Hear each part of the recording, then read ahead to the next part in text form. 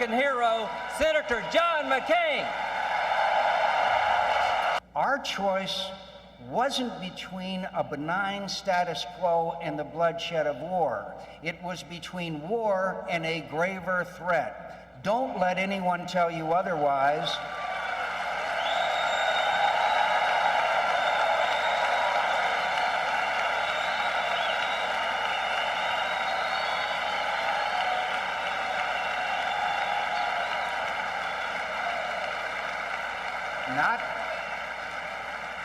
Not our political opponents, and certainly not a disingenuous filmmaker who would have us believe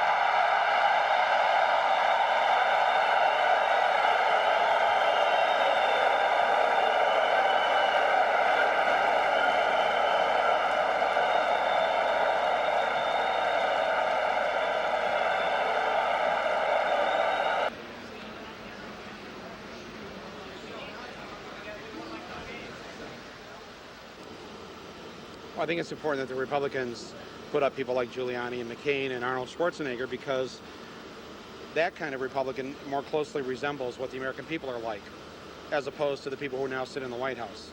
The majority of Americans believe in women's rights. The majority of Americans want stronger environmental laws. The majority of Americans don't believe in discriminating against gays and lesbians.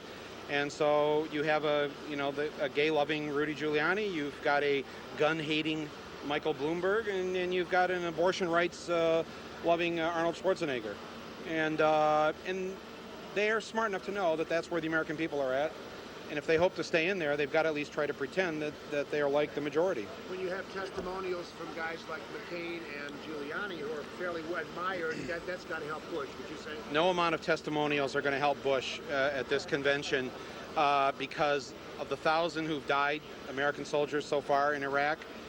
They come now from virtually every community across the country.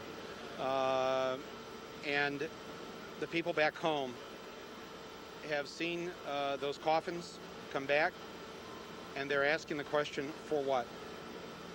And that's a question that they can't answer at this convention. Giuliani can't answer it, neither can McCain, in your opinion? That's correct, because as we know, Saddam Hussein had nothing to do with 9/11. One of the many, many pieces of deceit that they've thrown out there, which the American people originally accepted. But the great thing about the American people is once they learn the truth, they come around. And they're not about to be fooled a second time.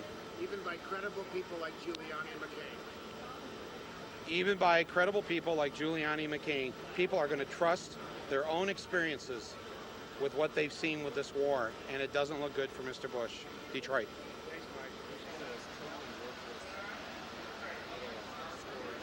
In thanks and remembrance.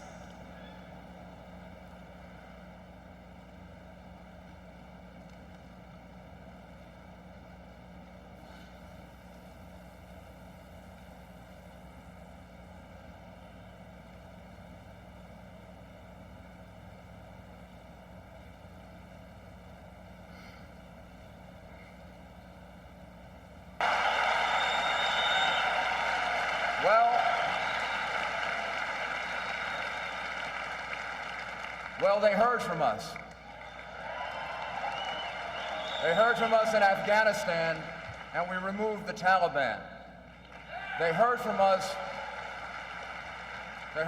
in Iraq, and we ended Saddam Hussein's reign of terror. And we put him where he belongs, in jail.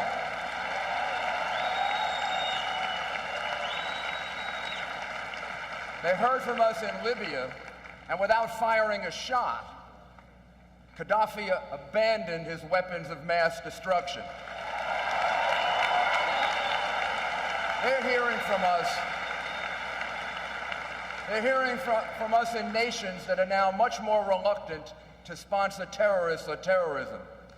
So long as George Bush is our president, is there any doubt they will continue to hear from us?